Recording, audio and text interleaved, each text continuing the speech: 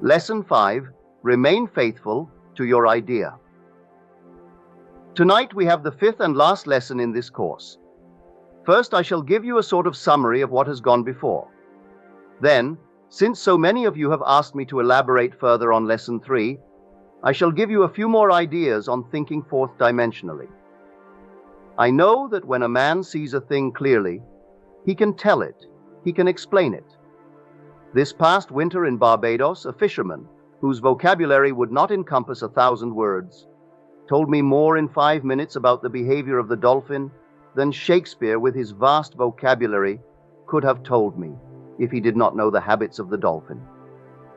This fisherman told me how the dolphin loves to play on a piece of driftwood, and in order to catch him, you throw the wood out and bait him as you would bait children, because he likes to pretend he is getting out of the water. As I said, this man's vocabulary was very limited, but he knew his fish and he knew the sea. Because he knew his dolphin, he could tell me all about their habits and how to catch them. When you say you know a thing, but you cannot explain it, I say you do not know it, for when you really know it, you naturally express it. If I should ask you now to define prayer and say to you, how would you, through prayer, go about realizing an objective, any objective? If you can tell me, then you know it. But if you cannot tell me, then you do not know it. When you see it clearly in the mind's eye, the greater you will inspire the words which are necessary to clothe the idea and express it beautifully. And you will express the idea far better than a man with a vast vocabulary who does not see it as clearly as you do. If you have listened carefully throughout the past 4 days, you know now that the Bible has no reference at all to any persons that ever existed, or to any events that ever occurred upon earth. The authors of the Bible were not writing history. They were writing a great drama of the mind which they dressed up in the garb of history, and then adapted it to the limited capacity of the uncritical, unthinking masses. You know that every story in the Bible is your story, that when the writers introduce dozens of characters in the same story, they are trying to present you with different attributes of the mind that you may employ. You saw it as I took perhaps a dozen or more stories and interpreted them for you. For instance, many people wonder how Jesus, the most gracious, the most loving man in the world, if he be man, could say to his mother what he is supposed to have said to her, as recorded in the 2nd chapter of the Gospel of St. John. Jesus is made to say to his mother, "Woman, what have I to do with thee?" John 2:4. You and I, who are not yet identified with the ideal we serve, would not make such a statement to our mother. Yet here was the embodiment of love, saying to his mother, "Woman, what have I to do with thee?" You are Jesus, and your mother is your own consciousness. For consciousness is the cause of all. Therefore, it is the great Father-Mother of all phenomena. You and I are creatures of habit. We get into the habit of accepting as final the evidence of our senses. Wine is needed for the guests, and my senses tell me that there is no wine, and I, through habit, am about to accept this lack as final. When I remember that my consciousness is the one and only reality, therefore, if I deny the evidence of my senses and assume the consciousness of having sufficient wine, I have in a sense rebuked my mother, or the consciousness which suggested lack. And by assuming the consciousness of having what I desire for my guests, wine is produced in a way we do not know. I have just read a note here from a dear friend of mine in the audience. Last Sunday he had an appointment at a church for a wedding. The clock told him he was late. Everything told him he was late. He was standing on a street corner waiting for a streetcar. There was none in sight. He imagined that instead of being on the street corner, that he was in the church. At that moment, a car stopped in front of him. My friend told the driver of his predicament, and the driver said to him, "I am not going that way, but I will take you there." My friend got into the car and was at the church in time for the service. That is applying the law correctly, non-acceptance of the suggestion of lateness. Never accept the suggestion of lack. In this case, I say to myself, What have I to do with thee? What have I to do with the evidence of my senses? Bring me all the pots and fill them. In other words, I assume that I have wine and all that I desire. Then my dimensionally greater self inspires in all the thoughts and the actions which aid the embodiment of my assumption. It is not a man saying to a mother, "Woman, what have I to do with thee?" It is every man who knows this law who will say to himself, when his senses suggest lack, "What have I to do with thee? Get behind me." I will never again listen to a voice like that, because if I do, then I am impregnated by that suggestion, and I will bear the fruit of lack. We turn to another story in the Gospel of St. Mark, where Jesus is hungry. And seeing a fig tree afar off having leaves, he came, if haply he might find anything thereon. And when he came to it, he found nothing but leaves, for the time of figs was not yet. And Jesus answered and said unto it, No man eat fruit of thee hereafter forever. And his disciples heard it. Mark 11:13-14. And in the morning as they passed by, they saw the fig tree dried up from the roots. Mark 11:20.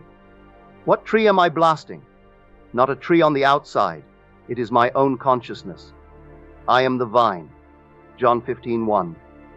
My consciousness, my I amness is the great tree, and habit once more suggests emptiness.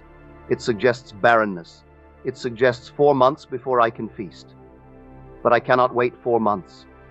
I give myself this powerful suggestion that never again will I even for a moment relieve that it will take 4 months to realize my desire. The belief in lack must from this day on be barren and never again reproduce itself in my mind. It is not a man blasting a tree. Everything in the Bible takes place in the mind of man. The tree, the city, the people, everything. There is not a statement made in the Bible that does not represent some attribute of the human mind. They are all personifications of the mind and not things within the world. Consciousness is the one and only reality. There is no one to whom we can turn after we discover that our own awareness is God. For God is the cause of all, and there is nothing but God. You cannot say that a devil causes some things and God others. Listen to these words. Thus saith the Lord to his anointed, to Cyrus, whose right hand I have holden, to subdue nations before him. And I will loose the loins of kings, to open before him the 2-leaved gates, and the gates shall not be shut. I will go before thee, and make the crooked places straight. I will break in pieces the gates of brass, and cut in sunder the bars of iron. And I will give thee the treasures of darkness, and hidden riches of secret places, that thou mayest know that I, the Lord, which call thee by thy name, am the God of Israel. Isaiah 45:1-3. I form the light and create darkness. I make peace and create evil. I, the Lord, do all these things. Isaiah 45:7. I have made the earth and created man upon it. I, even my hands, have stretched out the heavens, and all their host have I commanded. I have raised him up in righteousness, and I will direct all his ways. He shall build my city, and he shall let go my captives, not for price nor reward, saith the Lord of hosts. Isaiah 45:12-13. I am the Lord, and there is none else. There is no God beside me. Isaiah 45:5. Read these words carefully. They are not my words. They are the inspired words of men who discovered that consciousness is the only reality. If I am hurt, I am self-hurt. If there is darkness in my world, I created the darkness and the gloom and the depression. If there is light and joy, I created the light and the joy. There is no one but this I amness that does all. You cannot find a cause outside of your own consciousness. Your world is a grand mirror constantly telling you who you are. As you meet people, they tell you by their behavior who you are. Your prayers will not be less devout because you turn to your own consciousness for help. I do not think that any person in prayer feels more of the joy, the piety, and the feeling of adoration than I do when I feel thankful, as I assume the feeling of my wish fulfilled. knowing at the same time it is to myself that I turned. In prayer, you are called upon to believe that you possess what your reason and your senses deny. When you pray, believe that you have, and you shall receive. The Bible states it this way: Therefore I say unto you, what things soever ye desire, when ye pray, believe that ye receive them, and ye shall have them. And when ye stand praying, forgive, if ye have aught against any, that your Father also which is in heaven may forgive you your trespasses.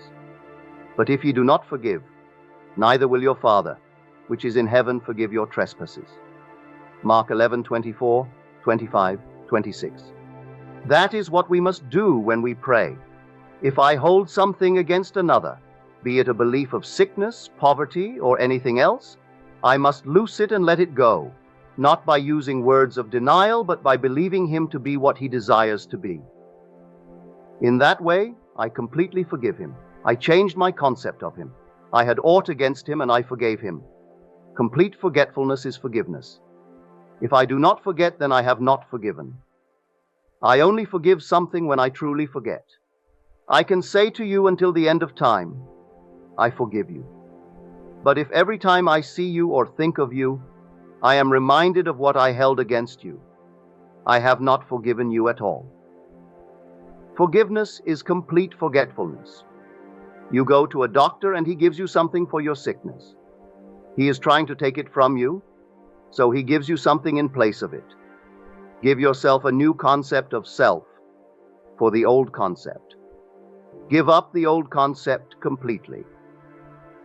A prayer granted implies that something is done in consequence of the prayer which otherwise would not have been done. Therefore, I myself am the spring of action, the directing mind, and the one who grants the prayer. Anyone who prays successfully turns within and appropriates the state sought. You have no sacrifice to offer. Do not let anyone tell you that you must struggle and suffer. You need not struggle for the realization of your desire. Read what it says in the Bible. To what purpose is the multitude of your sacrifices unto me, saith the Lord?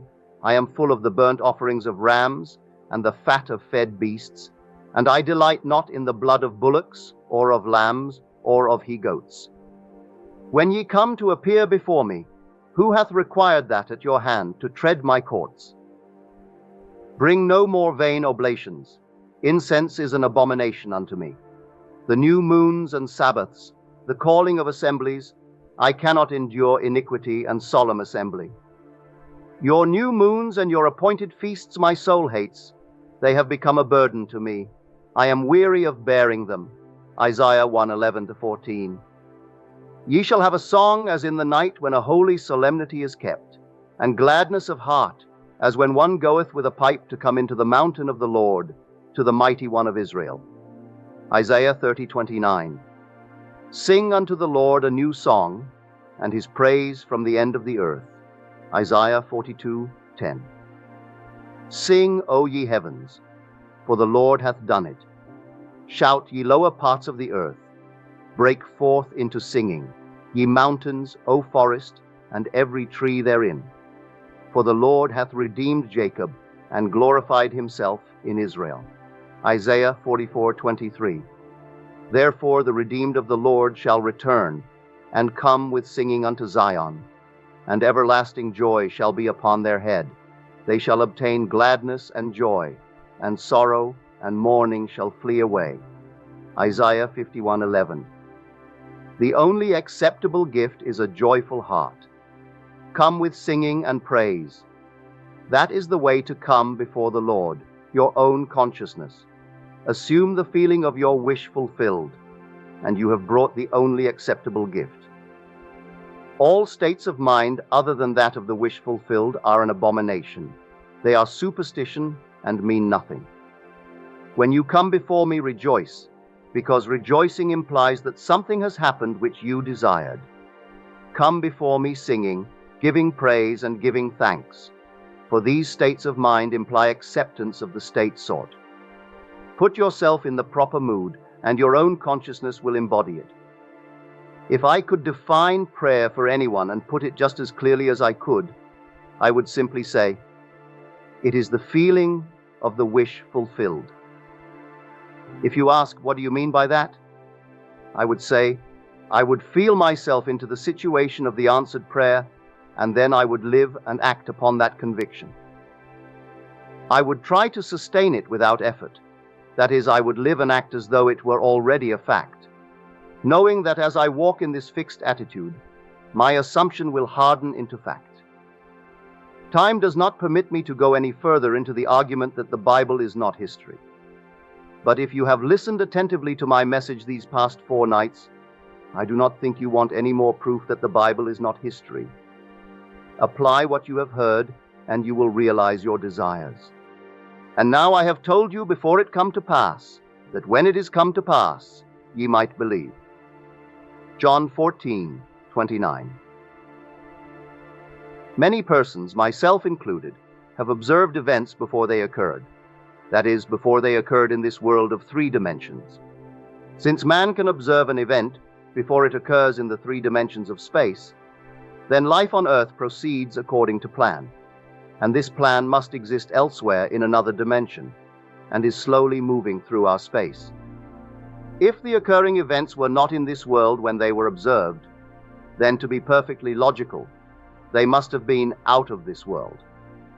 And whatever is there to be seen before it occurs, here must be predetermined, from the point of view of man awake in a 3-dimensional world. Yet the ancient teachers taught us that we could alter the future, and my own experience confirms the truth of their teaching. Therefore, my object in giving this course is to indicate possibilities inherent in man, to show that man can alter his future. But thus altered, it forms again a deterministic sequence, starting from the point of interference, a future that will be consistent with the alteration. The most remarkable feature of man's future is its flexibility. The future, although prepared in advance in every detail, has several outcomes. We have at every moment of our lives the choice before us, which of several futures we will have. There are 2 actual outlooks on the world possessed by everyone, a natural focus and a spiritual focus. The ancient teachers called the one the carnal mind, and the other the mind of Christ. We may differentiate them as ordinary waking consciousness, governed by our senses, and a controlled imagination, governed by desire. We recognize these 2 distinct centers of thought in the statement, "The natural man receiveth not the things of the Spirit of God, for they are foolishness unto him, neither can he know them, because they are spiritually discerned." I. Corbich 2.14. The natural view confines reality to the moment called now. To the natural view, the past and future are purely imaginary. The spiritual view, on the other hand, sees the contents of time. The past and future are a present whole to the spiritual view. What is mental and subjective to the natural man is concrete and objective to the spiritual man. The habit of seeing only that which our senses permit renders us totally blind to what, otherwise, we could see.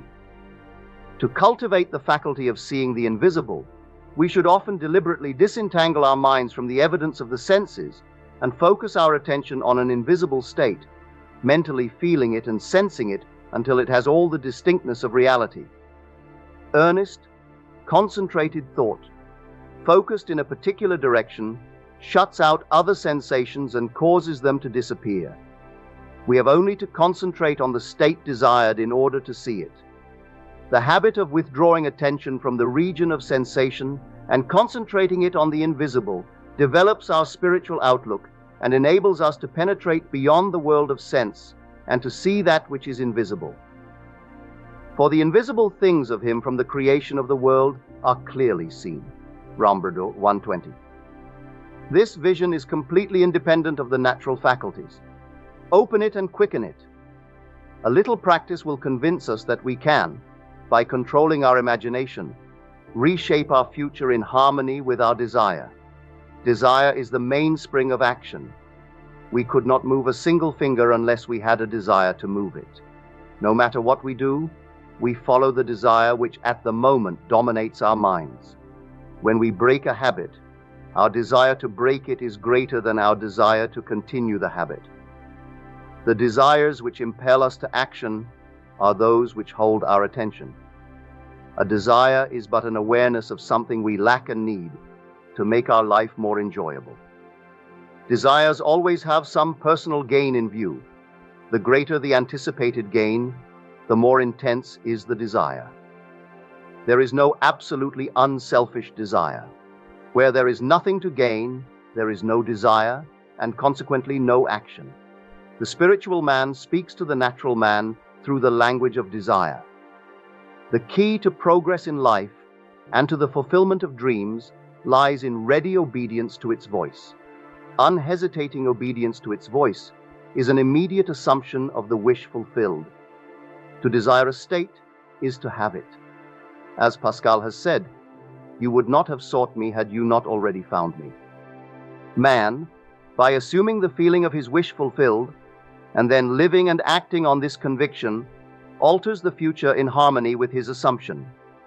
Assumptions awaken what they affirm. As soon as man assumes the feeling of his wish fulfilled, his fourth-dimensional self finds ways for the attainment of this end, discovers methods for its realization.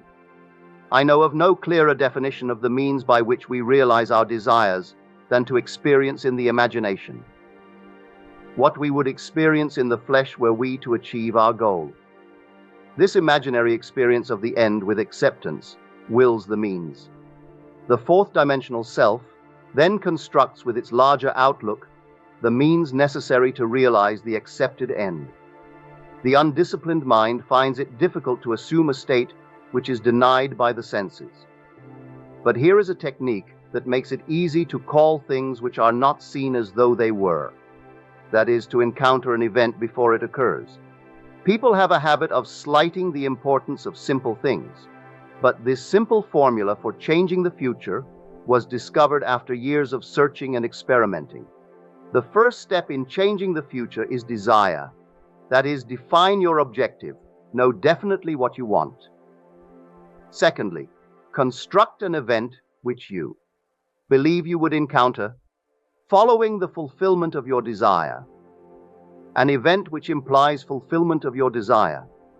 Something which will have the action of self-predominant. Thirdly, immobilize the physical body and induce a condition akin to sleep by imagining that you are sleepy. Lie on a bed or relax in a chair. Then, with eyelids closed and your attention focused on the action you intend to experience in imagination, mentally feel yourself right into the proposed action, imagining all the while that you are actually performing the action here and now. You must always participate in the imaginary action, not merely stand back and look on, but feel that you are actually performing the action so that the imaginary sensation is real to you. It is important always to remember that the proposed action must be one which follows the fulfillment of your desire. Also, you must feel yourself into the action until it has all the vividness and distinctness of reality. For example, suppose you desire promotion in your office.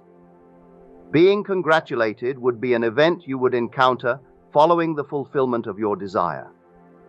Having selected this action as the one you will experience in imagination, immobilize the physical body and induce a state akin to sleep, a drowsy state, but one in which you are still able to control the direction of your thoughts, a state in which you are attentive without effort. Then visualize a friend standing before you. Put your imaginary hand into his. Feel it to be solid and real, and carry on an imaginary conversation with him in harmony with the action. You do not visualize yourself at a distance in point of space, and at a distance in point of time, being congratulated on your good fortune. Instead, you make elsewhere here, and the future now. The future event is a reality now in a dimensionally larger world, and oddly enough, now in a dimensionally larger world is equivalent to here in the ordinary three-dimensional space of everyday life. The difference between feeling yourself in action, here and now, and visualizing yourself in action, as though you were on a motion picture screen, is the difference between success and failure. The difference will be appreciated if you will now visualize yourself climbing a ladder. Then, with eyelids closed, imagine that a ladder is right in front of you and feel yourself actually climbing it. Desire, physical immobility bordering on sleep, and imaginary action in which self feelingly predominates here and now are not only important factors in altering the future, but they are also essential conditions in consciously projecting the spiritual self. When the physical body is immobilized and we become possessed of the idea to do something, if we imagine that we are doing it here and now and keep the imaginary action feelingly going right up until sleep ensues, we are likely to awaken out of the physical body to find ourselves in a dimensionally larger world with a dimensionally larger focus, and actually doing what we desired and imagined we were doing in the flesh. But whether we awaken there or not, we are actually performing the action in the fourth dimensional world, and will in the future reenact it here in the third dimensional world.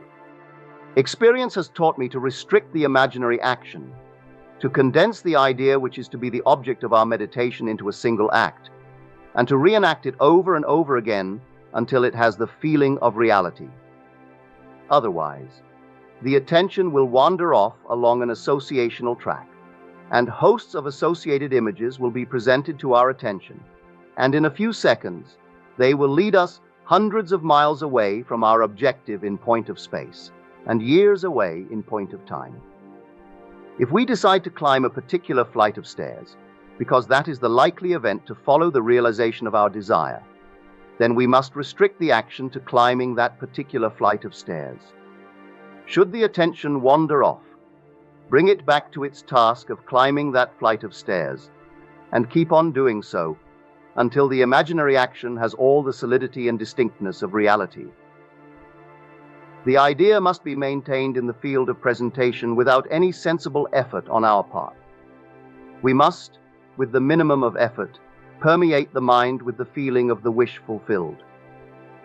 Drowsiness facilitates change because it favors attention without effort, but it must not be pushed to the state of sleep, in which we shall no longer be able to control the movements of our attention, but a moderate degree of drowsiness in which we are still able to direct our thoughts. A most effective way to embody a desire is to assume the feeling of the wish fulfilled, and then, in a relaxed and sleepy state, repeat over and over again like a lullaby any short phrase which implies fulfillment of your desire, such as, "Thank you, thank you, thank you," until the single sensation of thankfulness dominates the mind. Speak these words as though you addressed a higher power for having done it for you. If, however, we seek a conscious projection in a dimensionally larger world, then we must keep the action going right up until sleep ensues. Experience in imagination with all the distinctness of reality what would be experienced in the flesh were we to achieve our goal, and we shall in time meet it in the flesh, as we met it in our imagination. Feed the mind with premises, that is, assertions presumed to be true, because assumptions, though false, if persisted in, until they have the feeling of reality, will harden into fact. To an assumption, all means which promote its realization are good. It influences the behavior of all, by inspiring in all the movements, the actions, and the words which tend towards its fulfillment. To understand how man molds his future in harmony with his assumption, by simply experiencing in his imagination what he would experience in reality were he to realize his goal, we must know what we mean by a dimensionally larger world, for it is to a dimensionally larger world that we go to alter our future. The observation of an event before it occurs implies that the event is predetermined from the point of view of man in the three-dimensional world. Therefore, to change the conditions here in the three dimensions of space we must first change them in the 4 dimensions of space. Man does not know exactly what is meant by a dimensionally larger world, and would no doubt deny the existence of a dimensionally larger self. He is quite familiar with the 3 dimensions of length, width, and height, and he feels that, if there were a 4th dimension, it should be just as obvious to him as the dimensions of length, width, and height.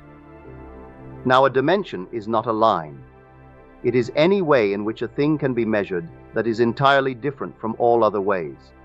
That is, to measure a solid 4th dimensionally, we simply measure it in any direction except that of its length, width, and height. Now, is there another way of measuring an object other than those of its length, width, and height? Time measures my life without employing the 3 dimensions of length, width, and height. There is no such thing as an instantaneous object. Its appearance and disappearance are measurable. It endures for a definite length of time. We can measure its lifespan without using the dimensions of length, width, and height. Time is definitely a 4th way of measuring an object.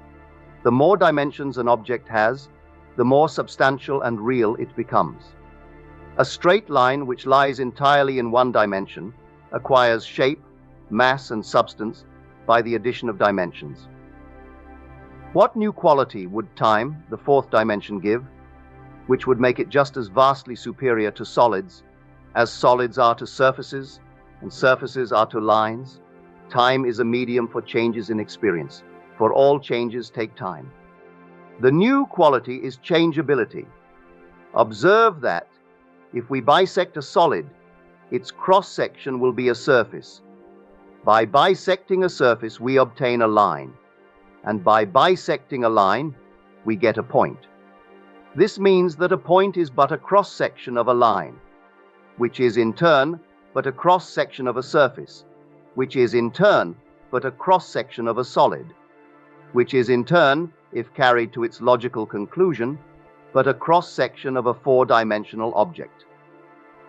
We cannot avoid the inference that all 3-dimensional objects are but cross-sections of 4-dimensional bodies, which means when I meet you, I meet a cross-section of the 4-dimensional you, the 4-dimensional self that is not seen. To see the 4-dimensional self, I must see every cross-section or moment of your life from birth to death, and see them all as coexisting. My focus should take in the entire array of sensory impressions which you have experienced on Earth, plus those you might encounter. I should see them, not in the order in which they were experienced by you, but as a present whole. Because change is the characteristic of the 4th dimension, I should see them in a state of flux, as a living, animated whole. Now, if we have all this clearly fixed in our minds, what does it mean to us in this 3-dimensional world? It means that, if we can move along time's length, we can see the future and alter it if we so desire. This world, which we think so solidly real, is a shadow out of which and beyond which we may at any time pass. It is an abstraction from a more fundamental and dimensionally larger world. A more fundamental world abstracted from a still more fundamental and dimensionally larger world, and so on to infinity. For the absolute is unattainable by any means or analysis, no matter how many dimensions we add to the world. Man can prove the existence of a dimensionally larger world by simply focusing his attention on an invisible state and imagining that he sees and feels it. If he remains concentrated in this state, his present environment will pass away, and he will awaken in a dimensionally larger world, where the object of his contemplation will be seen as a concrete objective reality. I feel intuitively that, were he to abstract his thoughts from this dimensionally larger world and retreat still farther within his mind, he would again bring about an externalization of time. He would discover that, every time he retreats into his inner mind and brings about an externalization of time, space becomes dimensionally larger. And he would therefore conclude that both time and space are serial, and that the drama of life is but the climbing of a multitudinous dimensional time block. Scientists will one day explain why there is a serial universe. But in practice, how we use this serial universe to change the future is more important. To change the future, we need only concern ourselves with two worlds in the infinite series. The world we know by reason of our bodily organs, and the world we perceive independently of our bodily organs. I have stated that man has at every moment of time the choice before him which of several futures he will have. But the question arises, how is this possible when the experiences of man, awake in the three-dimensional world, are predetermined, as his observation of an event before it occurs implies? This ability to change the future will be seen if we liken the experiences of life on Earth to this printed page. Man experiences events on Earth singly and successively in the same way that you are now experiencing the words of this page. Imagine that every word on this page represents a single sensory impression. To get the context, to understand my meaning, you focus your vision on the first word in the upper left-hand corner, and then move your focus across the page from left to right, letting it fall on the words singly and successively. By the time your eyes reach the last word on this page, you have extracted my meaning. But suppose on looking at the page, with all the printed words thereon equally present, you decided to rearrange them. You could, by rearranging them, tell an entirely different story. In fact, you could tell many different stories. A dream is nothing more than uncontrolled four-dimensional thinking, or the rearrangement of both past and future sensory impressions.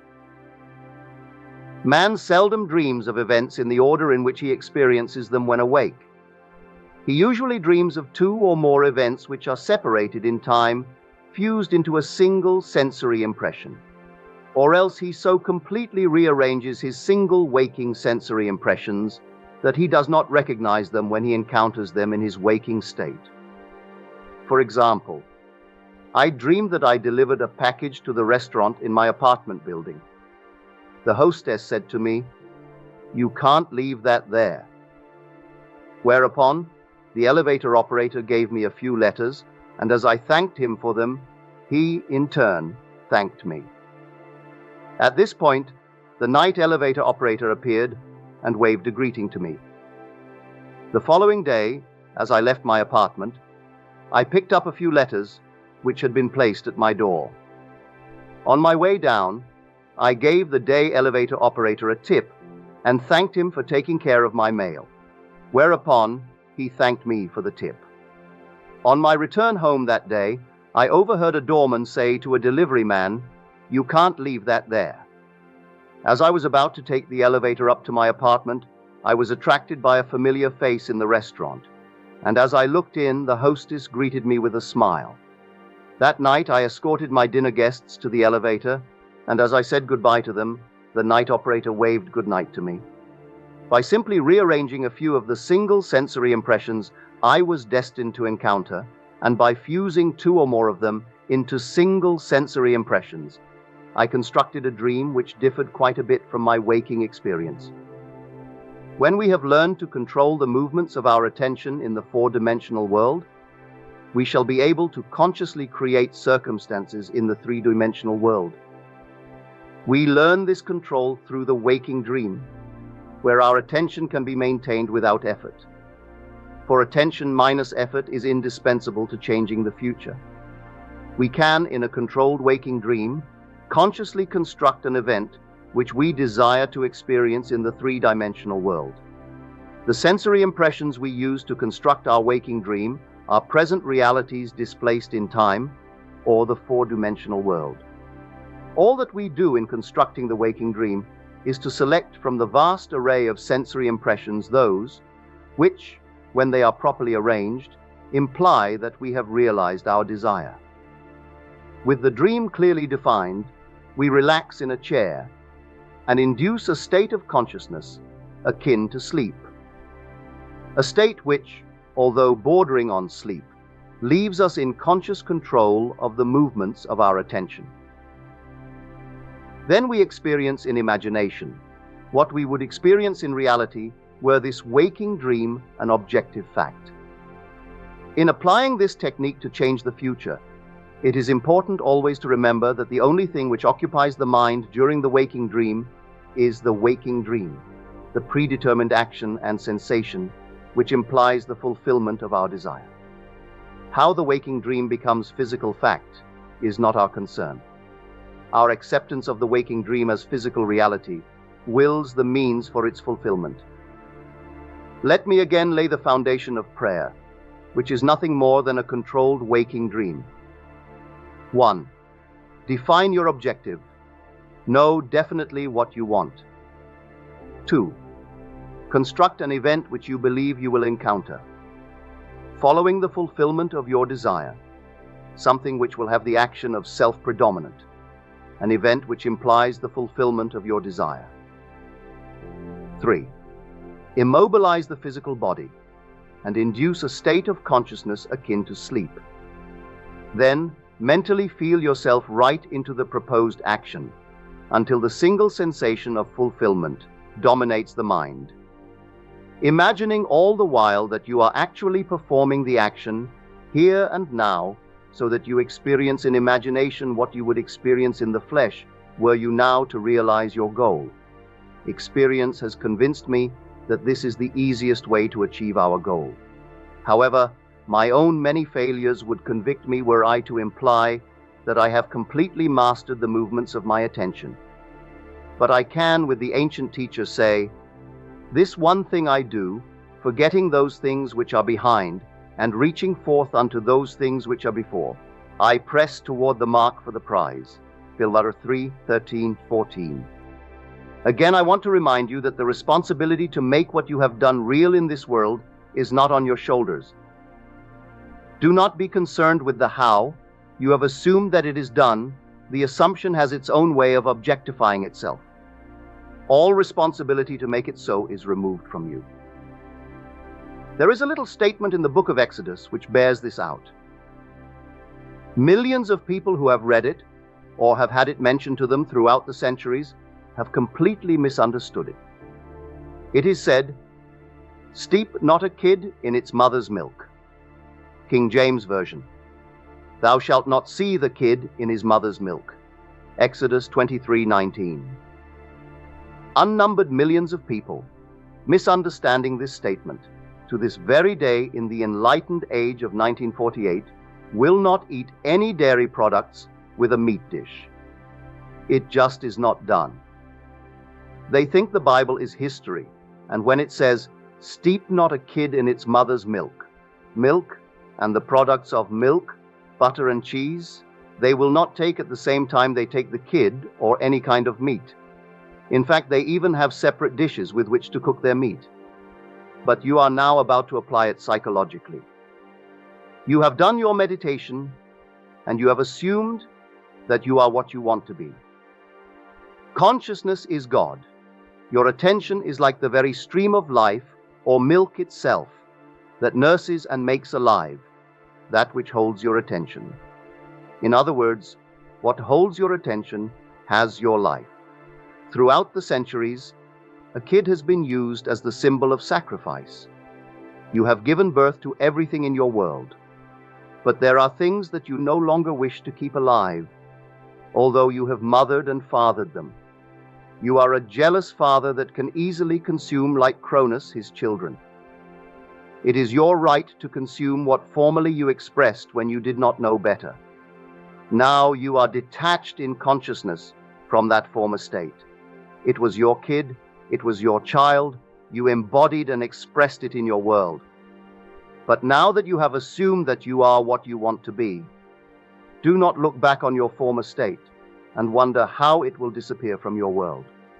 For if you look back and give attention to it, you are steeping once more that kid in its mother's milk. Do not say to yourself, "I wonder if I am really detached from that state," or "I wonder if so-and-so is true." Give all your attention to the assumption that the thing is so, because all responsibility to make it so is completely removed from your shoulders. You do not have to make it so, it is so. You appropriate what is already fact, and you walk in the assumption that it is. And in a way that you do not know, I do not know, no man knows. It becomes objectified in your world. Do not be concerned with the how, and do not look back on your former state. No man, having put his hand to the plow and looking back, is fit for the kingdom of God. Luke 9:62. Simply assume that it is done, and suspend reason. Suspend all the arguments of the conscious three-dimensional mind. Your desire is outside of the reach of the three-dimensional mind. Assume you are that which you wish to be. Walk as though you were it, and as you remain faithful to your assumption, it will harden into fact